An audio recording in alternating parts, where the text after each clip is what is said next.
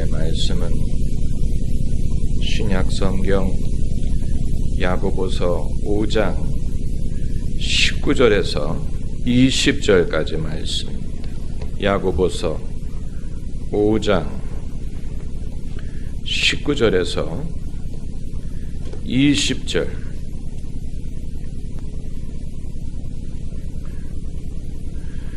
(19절에서 20절까지) 함께 읽겠습니다. 내 형제들아, 너희 중에 미혹하여 진리를 떠난 자를 누가 돌아서게 하면 너희가 알 것은 죄인을 미혹한 길에서 돌아서게 하는 자가 그 영혼을 사망에서 구원하며 아멘. 우리가 영혼 구원이라는 말을 자주 사용하는 것에 반해 영혼 구원이란 단어가 성경에 2번밖에 등장하지 않는다는 사실을 아십니까? 바로 오늘 본문 야고보서 5장과 히브리서 10장 39절 영혼 구원이란 말이 단 2번 등장을 합니다.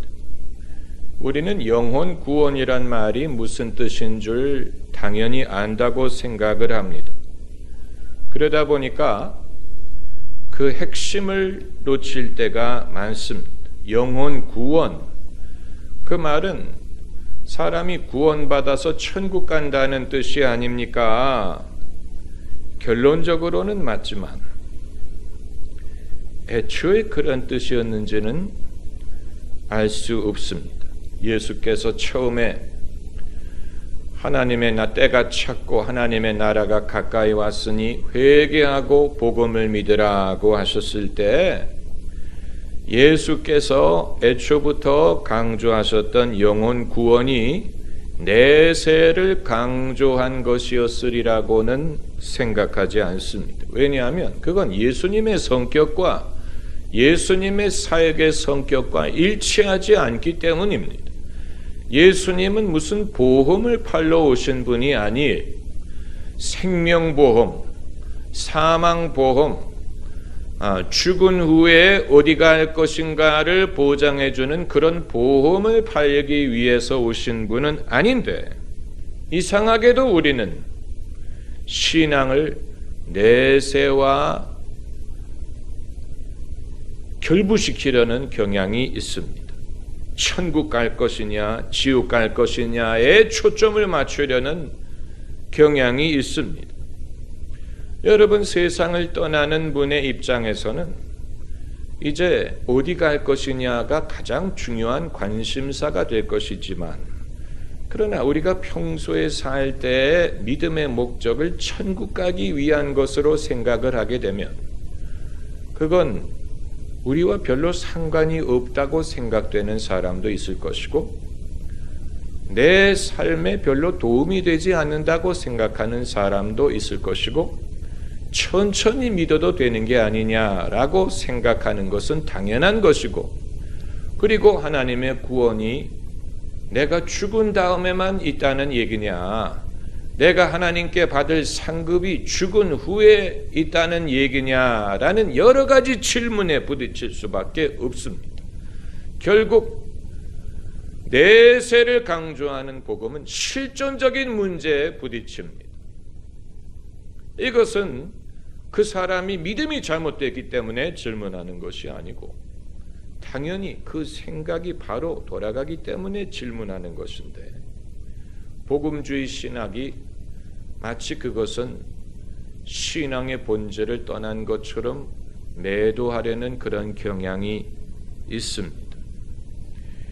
이 천국 가는 데에만 초점을 맞추다 보니까 교회가 무엇을 닮아가는지 아십니까? 이민센터를 닮아갑니다. 사람들 외국에 이민 보내는 사람들 어떻게 하면 비자를 받게 할 수 있느냐, 어떻게 영주권을 받게 할 수 있느냐, 이것 해주는 것처럼 천국 시민권 따주는 센터처럼 교회가 바뀔 수도 있는데,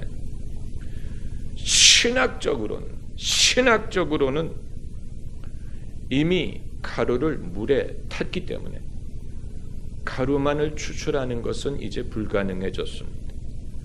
그 말은 영혼 구원이란 개념이 기독교의 교리와 전통에 이미 녹아버렸기 때문에 그것을 따로 추출하는 것이 불가능해졌다는 얘기입니다. 주님이 처음에 의도하셨던 영혼 구원이 무엇을 뜻하는 것이었을지 우리가 그만큼 알기가 어려워졌다는 얘기인데, 그러나 여러분, 구원에 대해서 질문받는 것처럼 싱거운 질문도 없습니다. 당신은 구원받았느냐? 그건 구원받지 못한 사람에게는 도전이 될 수 있습니다. 저도 처음에 신앙을 진지하게 생각하게 된 계기가 고등학교에 다니는 기독교인이 저에게 Are you saved? 당신은 구원받았느냐? 라고 질문했을 때 제가 뭐라고 대답할지를 몰랐어요. 이미 교회를 다니고 있었지만 한 번도 신앙을 그런 식으로 생각해 본 적이 없었고, 그런 식으로 배워본 적이 없었고, 그렇게 자신 있게 자신의 구원에 대해서 말할 수 있으리라고 생각하지 못했고, 그 친구는 어떤 배짱으로 자기가 구원받았다는 것을 확신할 수 있는지 신기하게 생각했고, 만약에 저 친구가 옳다면 제가 뭔가 신앙에 대해서 엄청나게 모르고 있다는 것을 알게 되고, 그때부터 구원의 문제에 대해서 생각을 하게 되고, 그것이 계기가 돼서 예수님을 구주로 영접하게 됐습니다. 그렇기 때문에 당신은 구원받았느냐라는 질문이 아주 필요한 질문일 수 있지만, 그러나 일평생 예수님을 믿은 사람에게는 그 질문이 약간 싱거운 질문이 될 수 있습니다. 당신은 언제 구원받았느냐? 당신은 구원의 확신이 있느냐? 약간 어떤 식이 되냐면, 내가 임의로 내 어떤 믿음에 의존해서 나의 구원을 주장할 수 있는 것처럼 들릴 수도 있습니다. 여러분, 구원파가 이단이라고 말하는 이유는 이렇게 구원받은 게 아니라면 그 사람은 구원받은 게 아니다, 이런 식으로 구원에 대한 진리를 자기들이 독점했고, 자기들이 가르치는 그대로 믿지 않으면 구원받지 못한 것이다, 마치 주님의 은혜로 주신 것을 율법화한 면이 있습니다. 은혜로 주신 것을 율법화했어요. 그 말은 무슨 말이냐면, 우리 식으로 믿고 우리가 가르치는 대로 믿지 않으면 당신은 구원받지 못했다, 이런 식으로 구원이라는 것을 하나님의 은혜에 좌우되는 것이라기보다는 교리라든가 교회의 권위라든가 자기들의 가르침에 좌우되는 식으로 가르쳤기 때문에 우리가 구원파를 이단이라고 부르는 것입니다. 주님이 은혜로 주신 것을 사람들이 율법화한 것입니다. 율법화한 것입니다. 오바마 대통령이 취임할 때 취임 선서를 하지 않습니까? 그런데 취임 선서를 할 때 몇 구절을 빠뜨렸다 그랬어요. 그래서 취임식이 끝난 다음에 백악관에 가서 다시 한번 취임식을 했대. 취임 선서를 했대. 왜냐하면 그걸 문제시 삼는 사람들이 있을 수 있기 때문에, 몇 구절을 빠뜨렸다는 이유로 취임 선서가 무효라고 주장하는 사람이 있을까 봐 취임식이 끝난 다음에 대법관과 같이 백악관에 가서 다시 취임 선서를 했다고 하는데, 여러분, 대통령으로 취임하는 것이 몇 구절을 빠뜨렸다고 무효가 된다고 주장을 하는 것이라면 그 사람은 배보다 배꼽이 큰 것이지. 그게 바로 말은 걸고 하루살이는 삼키는 것과 같은 원리입니다. 만약에 구원을 우리의 영혼의 구원에도 똑같은 방법을 적용을 해가지고 몇 구절을 빠뜨렸기 때문에 당신의 구원은 무효다라고 누가 주장을 한다면 그 사람은 구원이 하나님의 은혜로 말미암는다고 믿는 게 아니고 사람의 행위로 된다고 주장하는 것과 마찬가지입니다.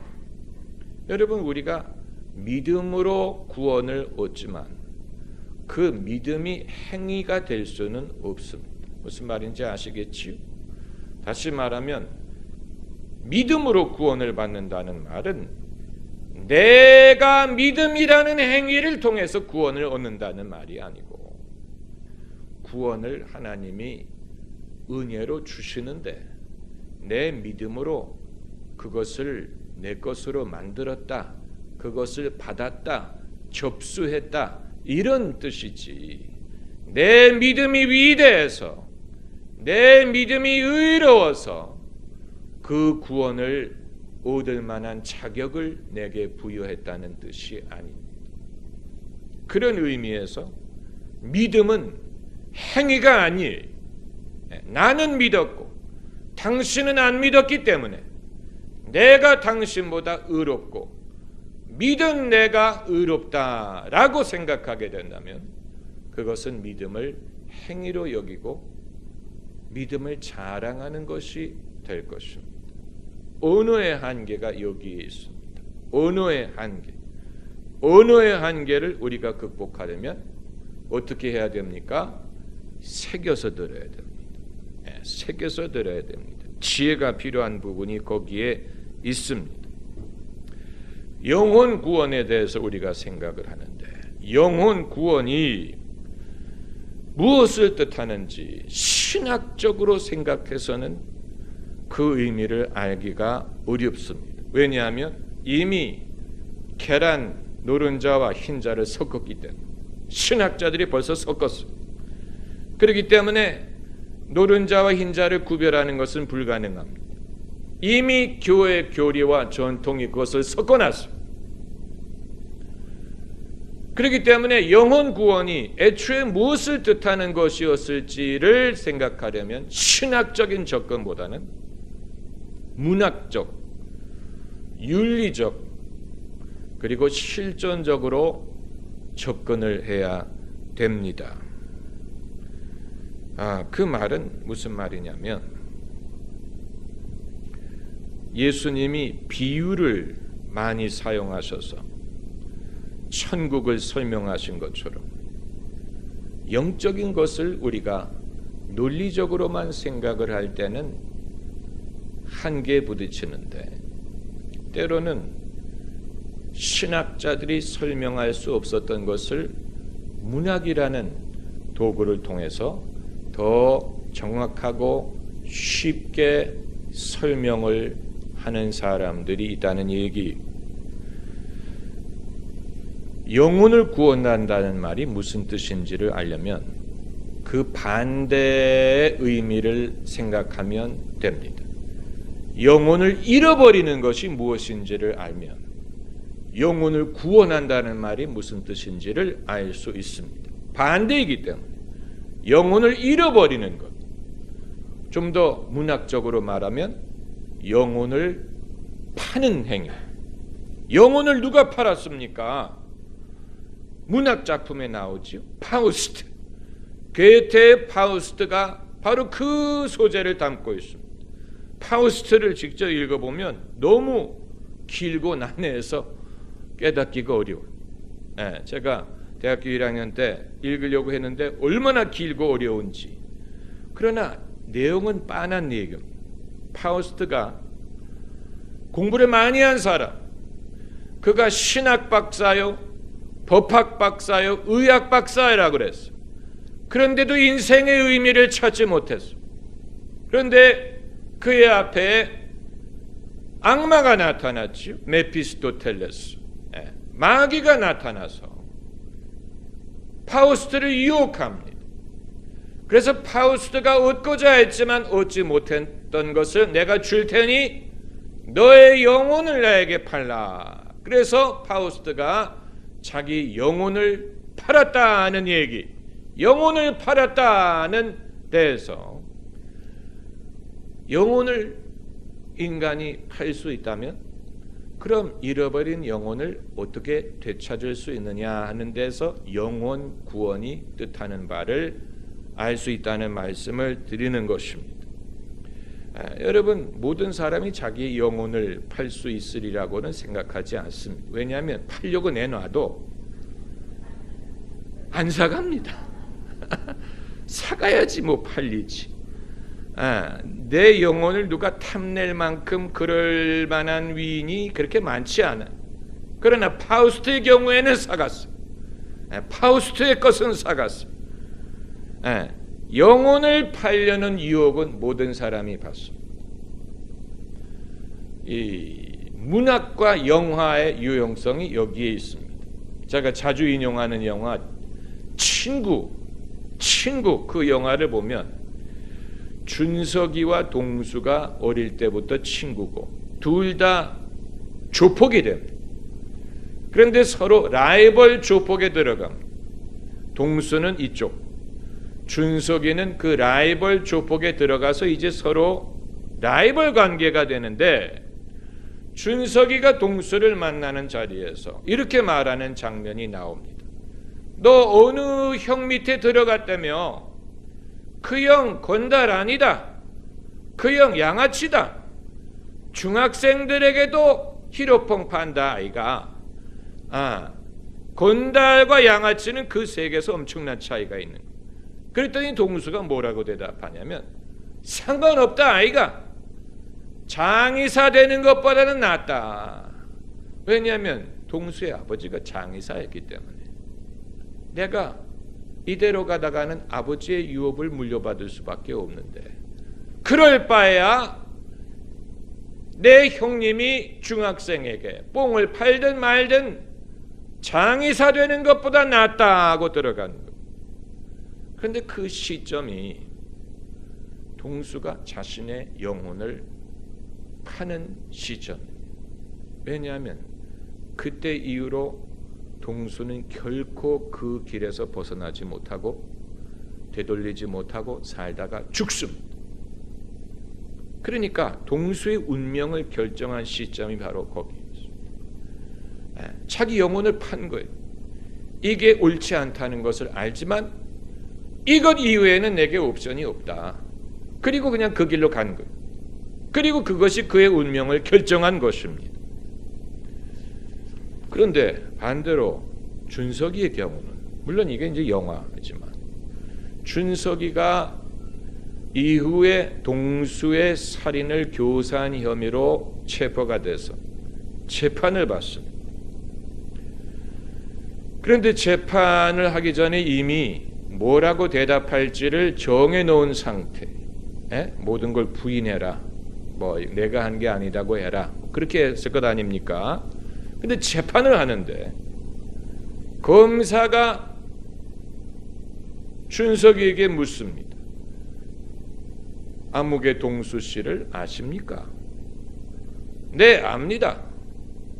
제 친구입니다.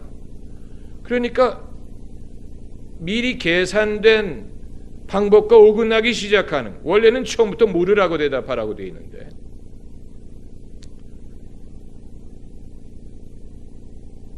동수 씨의 살인을 지시한 적이 있습니까? 네, 제가 지시했습니다.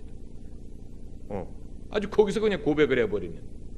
그러니까 완전히 사람들의 계획했던 바와는 달리 사람들은 뭐 부인해라, 뭐 아니라고 해라, 모른다고 해라 다 정해놨는데, 그래서 이제 선고를 받지 않았겠습니까? 그리고 친구들이 가서 물어봅니다. 너 왜 그렇게 했냐? 왜 네가 했다 그랬냐? 이제 거기서 이제 준석이가 말하기를 내가 건달 아이가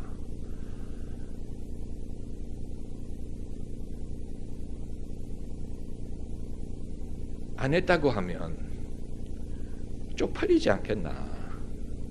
그러니까 건달의 자존심을 걸고 쪽팔리기보다는 자기가 했다고 떳떳하게 인정을 했다. 이제 거기서는 자기의 어떤 자존심 때문에 그렇게 한 것으로 묘사를 하지만 적어도 이 친구는 자기의 생명을 구하기 위해서 거짓말을 하지는 않았어요. 예? 그러니까 물론 잘했다는 얘기가 아니고 뭐 그걸 본받으라는 얘기도 아니고, 사람이 자신의 운명이 결정되는 순간이 있다는 얘기입니다. 자기가 살기 위해서 그릇됐다는 것을 알면서도 그 길을 가는 사람은 그 시점에 자신의 영혼을 판 거예요. 자신의 양심을 판 거예요. 그리고 그 이후에는 되돌리기가 쉽지 않습니다. 반대로 준석은 자기가 교수형을 형을 오래 살 수 있고 별의별 손해를 볼 수 있지만 내가 했다, 떳떳하게 인정을 한 것인데, 그렇다고 모든 사람이 일평생 자신의 영혼을 한 번도 안 팔면서 사는 사람은 없을 것입니다. 성경 말씀에 의인은 없나니 한 사람도 없다. 세상이 사람으로 하여금 자신의 영혼을 팔도록 만드는 면이 많이 있습니다. 부모가 자식에게 거짓말을 하도록 만드는 면이 있습니다. 그 사실을 아십니까? 왜냐하면 어릴 때부터 문제를 풀다가 틀리면 애를 잡아버릇했기 때문에 애가 엄마에게 거짓말하는 거예요. 성적표를 가지고 오지 못하는 거예요. 왜냐하면 자기 엄마가 싫어한다는 것을 알기 때문에 몇 점 받았느냐 하는 것을 속이게 되는 거예요. 그러니까 작은 데서 시작하지만 사람은 자신의 양심을 속일 수밖에 없도록 교육을 받는 면이 있습니다. 아마 교회에서도 그런 부분이 있을 것입니다. 교회에서도 교회 분위기라는 것이 있기 때문에 일단 교회 가면 교인처럼 행세해야 되는 압력이 있죠. 그렇기 때문에 교회 가면 말하는 주제가 달라지고 말하는 어법이 달라지고 사용하는 언어가 달라지고, 그러나 그것을 가지고 그 사람의 신앙을 알 수 있는 건 아닙니다. 이건 별개의 주제입니다만은, 그래서 제가 성도들과 대화를 할 때, 성도들끼리 대화할 때 불필요하게 종교적인 언어를 쓰지 말라고 말씀드리는 이유가 바로 거기에 있습니다. 평소에 사용하는 언어대로 대화하라고 말씀드립니다. 평소에 하던 대로 평소에 신앙적인 언어를 사용한다면 교회에서 그렇게 하면 돼요. 할렐루야, 아멘, 믿습니다, 기도할게요, 믿음대로 될 줄 믿습니다, 할렐루야. 평소에 그런 어법을 쓰는 사람은 교회에서도 그렇게 하면 됩니다. 그런데 평소에서는 욕만 하던 사람이 교회 와서 권사님 할렐루야, 그건 연기하는 것입니다. 그건 자신의 솔직한 모습이 아니에요. 자기가 평소에 사용하는 어법이 아니에요. 교회이기 때문에 그렇게 하는 것이라. 그건 연기하는 것이고, 만일 교회가 그렇게 할 수밖에 없도록 분위기를 만들었다면 성도들이 진실하지 못하도록 만들었다는 얘기가 되는 것이고, 교회에 잘못이 있는 것이고, 목사가 잘못 가르친 것이고, 진정한 신앙보다는 신앙이 있는 것처럼 연기하도록 만든 것이고, 이건 실수지요. 사람들이 결국은 양심을 속이게 만든 것이기 때문에. 그렇지 않습니까? 그러니까 기독교인이란 교회이기 때문에 이렇게 하는 사람도 아니고, 세상에 나갔을 때 이렇게 하는 사람도 아니고, 세상에 있든 교회에 있든 믿는 사람과 있든 안 믿는 사람과 있든 간에 하나님 앞에서 행하는 것처럼 행하는 사람이 기독교예요. 하나님 앞에서 행한다고 생각하고 행하는 사람, 교회에 있든 밖에 있든 간에 자기 있는 모습대로 행하는 사람. 그런데 문제는 교회 문화가 그런 것을 이상하게 생각한다는 데 있습니다. 저 사람은 너무 솔직하다든가, 저 사람은 말을 함부로 한다든가, 저 사람은 왜 신앙적인 용어를 사용하지 않을까? 이상하다. 신앙이 없는 것처럼, 어떤 맹랑한 사람처럼 그 사람을 대한다면, 그 사람도 멍청하지 않은 한 눈치를 깨달을 것입니다. 교회는 나처럼 해서는 안 되는구나. 교회는 이런 방식을 따라가야 되는 모양이구나. 그렇게 되면 이제 그 사람은 그때부터 연기하기 시작하는 것이고, 교회가 그들에게 진실하지 못함을 가르치는 것입니다. 어려워요. 이 이중간첩이라는 영화가 있었어요. 한석규 씨가 주인공으로 나오는. 한석규 씨가 이제 위장 귀순을 한 간첩, 그래서 이름이 이중간첩이. 그런데 이제 귀순한 사람들이 대한민국 사회에 들어왔을 때 제일 먼저 가는 단체가 어딘지 아세요? 교회입니다. 그래서 이중간첩에서도 이제 한석규 씨가 교회 가는 장면이 나와요. 성가대가 나오고 이제 교회. 그런데 이제 한석규 씨를 관리하는 정보부 직원이 물어봅니다. 교회를 다니면서 느낀 게 있나? 그랬더니 한석규가 아직 잘 모르겠습니다. 아주 정직한 대답을 한 거예요. 아직 잘 모르겠습니다.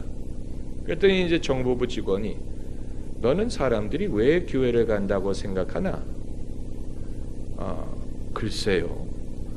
교회는 교회 나름의 규칙이 있기 때문에 가는 거야.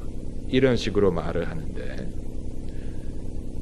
그 각본을 쓴 사람이 기독교인이었는지 외부에서 기독교를 바라봤는지는 알 수 없지만 교회를 사회학적으로 정확하게 해석한 것입니다. 사람들이 쇼를 보러 갈 때는 쇼에 어떤 규칙이 있기 때문에 가는 것입니다. 쇼에 가면 거기에 마땅한 그런 룰이 있어. 뭐를 흔들기도 하고 손을 흔들기도 하고 그런 규칙이 있잖아요. 거기 가서 그대로 안 하면 그 사람은 꽂아놓은 보리짝이죠. 또 스키장에 가면 스키장의 규칙이 있어. 거기 가면 다 스키복을 입고 고글을 쓰고 다 스키를 타는데, 만일 누가 정장을 입고 스키장에 가서 혼자 스키를 안 타면 얼마나 어색하겠어. 얼마나 꽂아놓은 보리짝 같겠어. 근데 교회도 그와 같아. 사람들이 교회를 가면 교회에서 하는 일이 있어. 그렇기 때문에 만일 혼자 그걸 안 하면 꽂아놓은 보리짝이 되는. 그렇기 때문에 교회를 가면 다른 사람들이 하는 대로 따라할 수밖에 없지요. 교회 간 동안만큼은. 그러나 우리가 원하는 것은 교회이기 때문에 교회에서 사람들이 하는 대로 따라하기를 바라지 않고 본인의 믿음에 의해서 하기를 바라는 것입니다. 할렐루야. 아주 중요한 것입니다. 그렇기 때문에 교회에서는 피어 프레셔를 최소화하기를 원하는. 다시 말하면 찬양할 때 누가 손을 들고 하는 걸 보니까 내가 안 들고 하면 어색하다. 그래서 부득이 손을 드는 것. 그건 전혀 불필요한 일이. 하기 싫으면 안 해도 돼. 자기 마음에 내키는 대로 하면 돼. 남들이 다 하기 때문에 눈물을 흘리면서 기도. 남들이 그렇게 하기 때문에 내가 안 하면 이상하다. 그건 피어 프레셔를 주는 것이고, 그 사람이 신앙을 자기 스스로 소화할 만한 기회를 주지 못하고 어떤 행위를 강요하는 것이고 그것이 믿음인 것처럼 보여주는 것입니다. 어려워요. 제대로 된 진실한 신앙을 가르친다는 것이 그처럼 어렵습니다. 다만 우리가 추구하는 것은 사람을 강요하지 않고, 어떻게 믿음을 강요합니까? 구원을 강요할 수 있습니까? 나는 당신을 믿게 만들 거야 라고 할 수 없죠. 하나님도 그렇게 할 수 없습니다. 만약에 할 수 있었다면 벌써 일찍이 하셨을 것입니다. 하나님이 인류가 믿게 하실 수 있었다면 아담과 하와 때 벌써 했을 거예요. 그러나 그렇게 할 수 없었기 때문에 여기까지 흘러온 것입니다. 믿을 수 있도록 도우실 수는 있지만 믿게 만들 수는 없습니다. 그건 각 사람이 해야 된다. 목사가 성도들을 믿도록 도와드릴 수는 있지만 믿게 만들 수는 없습니다. 그건 부모도 못합니다. 부모가 자식을 믿게 만들 수 없어요. 그렇기 때문에 기도하는 것 아닙니까? 자식의 영혼을 위해서 기도하지 않습니까? 그 이유는 부모 마음대로 안 되기 때문에 그래도 강요할 수 있는 게 아니에요. 영혼의 문제는 강요할 수도 없고, 강요해서 된다면 벌써 인류는 구원받았을 것인데, 성령이 아직도 세상에서 일하신다는 뜻은 무엇을 뜻하는 것입니까? 하나님이 오래 참으신다는 뜻입니다. 할렐루야. 사랑의 첫 번째 속성이 뭡니까? 사랑은 오래 참고, 하나님은 사랑이시기 때문에 그 말은 하나님은 오래 참으신다. 하나님이 오래 참으실, 왜 오래 참으십니까? 오래 참아야 되기 때문에. 사람이란 존재가 참아야 될 대상, 하나님이 세상을 이처럼 사랑하셨기 때문에 오래 참으시는.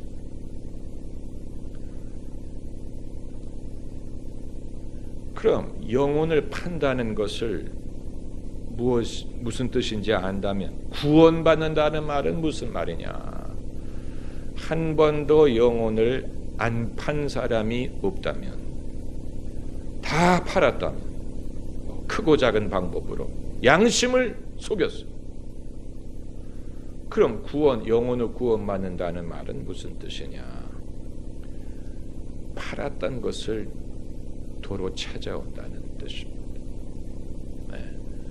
마귀에게 팔았는데 마귀가 그걸 돌려주겠습니까? 환불 불가해.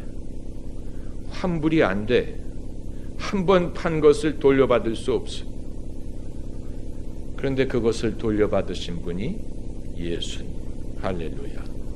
예수님만이 사람이 팔아버렸던 영혼을 되찾을 수 있게 해주시는 거예요. 예수님이 찾아다 주시는 거예요.